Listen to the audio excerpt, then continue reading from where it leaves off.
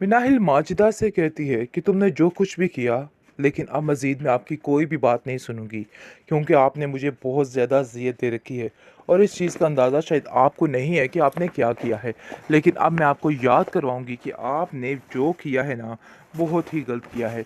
इस चीज़ की सज़ा आपको मिलकर ही रहेगी। जिस पर वो कहती है कि अरे भई, ये ज़माना है भलाई का। तुम्हारे साथ मैं क्या कुछ करती रही, अपनी बेटी से ज़्यादा तुम्हें मैंने अहमियत दी। लेकिन मुझे क्या पता था कि इन सब चीज़ों का कोई फ़ायदा हासिल नहीं होगा, बल्कि उल्टा मुझे ही ज़लील करके रख दिया जाएगा। जिस पर वो कहती है कि आपको मैंने आज तक जितनी इज़्ज़त दी है ना, इस चीज़ की तो आप भी वाकिफ़ कर हैं और इस चीज़ को बड़े अच्छे तरीके से जानती हैं। लेकिन पता नहीं क्यों जानबूझकर इन सब बातों को छुपाने की कोशिश कर रही हैं। लेकिन याद रखिएगा, इन सब बातों को छुपाने का कोई भी फ़ायदा नहीं है और ये आपके काम नहीं आने वाली हैं। आपने जो करना था सो कर लिया है। अब मज़ीद कोई भी बात बर्दाश्त नहीं की जाएगी।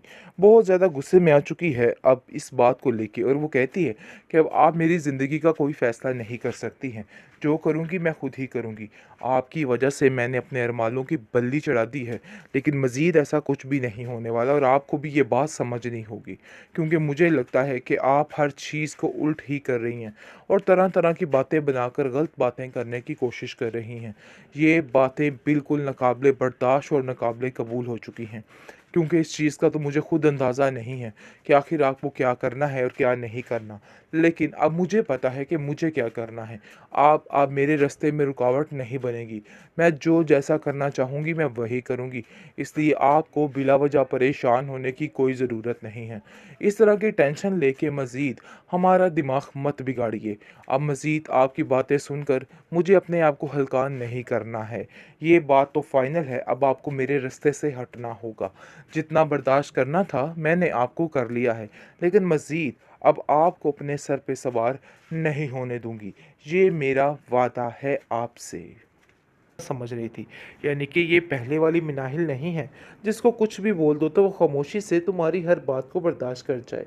अब ये बिल्कुल बदल चुकी है, इसको पर लग चुके हैं और ये बात तुम्हें अब समझनी होगी, क्योंकि अब इससे कोई भी बात करना बिल्कुल बेफजूल है। उससे 10 हाथ आगे ये तुम्हें जवाब देगी और तरह तरह की बातें करेगी, जिसको सुनकर वो कहती है कि इसको शायद जिसने दी है ना, इस बात को भी बड़े अच्छे तरीके से मैं समझ चुकी हूँ।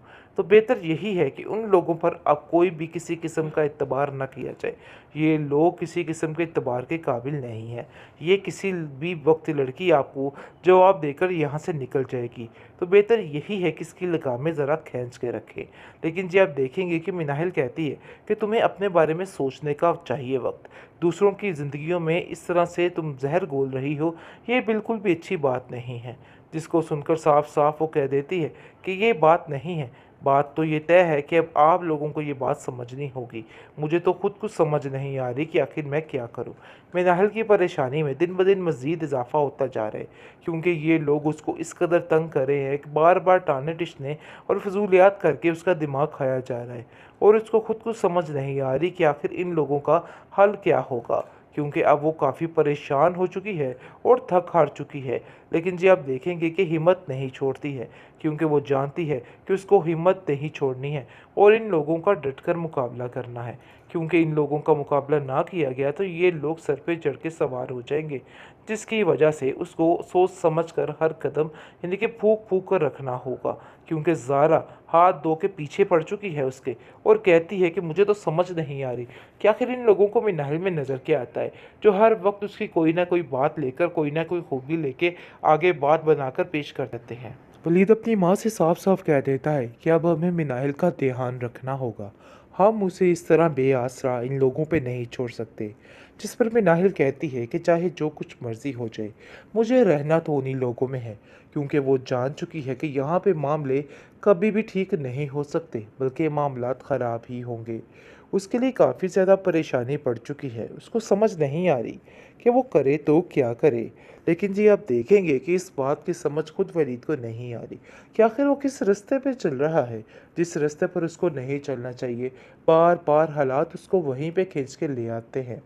बहुत ज़्यादा परेशान हो चुकी है मिनाहिल भी, क्योंकि जैसे ही ज़ारा उस घर में आती है अपनी सारी याद बीती सुनाती है और अपनी हर बात का गुस्सा जो है वो इस पर निकालती है और उसको कहती है कि तुम जो काम करने की कोशिश कर रही हो ना, मैं बड़े अच्छे तरीके से जानती हूँ। मैं तुम्हें अच्छे तरीके से जान चुकी हूँ। इसलिए बेहतर यही है कि मेरे साथ इस किस्म की ड्रामेबाजियाँ मत करना। जिस पर मिनाहिल कहती है कि मेरे साथ कोई भी ऐसी बात बोलने की ज़रूरत नहीं है, क्योंकि मैंने ऐसा कुछ नहीं किया है। तुम जैसी हो, तुम दूसरों को भी अपने बारे में ही समझती हो और तुम्हें ऐसा लगता है कि बाकी सब भी ऐसे हैं। हालाँकि ऐसा कुछ भी नहीं है। अपने दिल से फ़ज़ूलियात निकाल दो और दूसरों पर इल्ज़ाम लगाने छोड़ दो। लेकिन जी आप देखेंगे कि बहुत ज़्यादा गुस्से में आ जाता है वलीद, क्योंकि उसको पता चल जाता है कि ज़ारा फ़ज़ूल किस्म की बातें कर रही है और बार-बार एक ही बात किए जा रही है।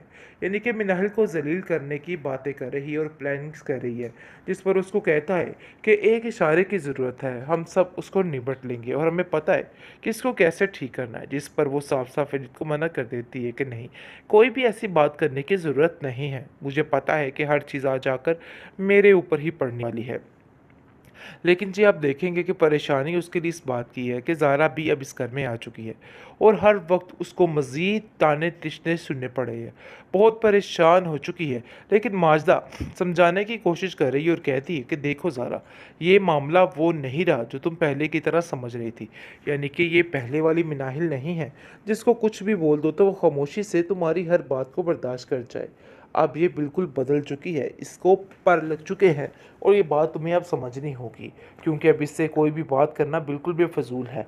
उससे 10 हाथ आगे ये तुम्हें जवाब देगी और तरह तरह की बातें करेगी, जिसको सुनकर वो कहती है कि इसको शायद जिसने दी है ना, इस बात को भी बड़े अच्छे तरीके से मैं समझ चुकी हूँ।